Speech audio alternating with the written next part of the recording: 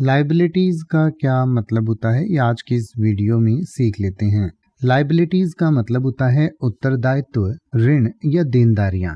यानी कि लायबिलिटीज जो है किसी भी व्यक्ति या किसी भी कंपनी की वो चीज़ें होती हैं जो उन्हें देनी है। यानी कि चाहे कि उसने किसी से ऋण लिया है या किसी को कोई पैसे उसने देने हैं या किसी का कोई जिम्मेदारी उसने पूरी करनी है, तो वो सब चीज़ें लायबिलिटीज़ होती हैं। यानी कि जैसे हम गाड़ी खरीदते हैं तो वो एक लायबिलिटी है, क्योंकि गाड़ी पर हमारा खर्चा होता है। और इसी तरीके से अगर हम कोई रियल इस्टेट खरीदते हैं, यानी कि कोई ज़मीन खरीदते हैं, तो वो हमारी एक एसेट होती है, क्योंकि उससे हमें कमाई होती है। तो जिस चीज़ पर हमारा खर्चा लगता है उसको हम लायबिलिटी कहते हैं, और जिस चीज़ से कमाई होती है या जिस चीज़ से हमें बेनिफिट होता है, मतलब बेनिफिट मतलब उसकी कीमत बढ़ती है, तो उसको हम एसेट कहते हैं, और जिस पर खर्चा लगता है उसको लायबिलिटी कहा जाता है।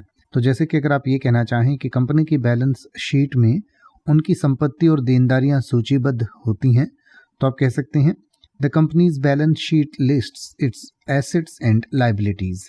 या अगर आप ये कहना चाहें कि व्यक्तिगत ऋण और क्रेडिट कार्ड ऋण को देनदारियां माना जाता है, तो आप कह सकते हैं personal loans and credit card debts are considered liabilities.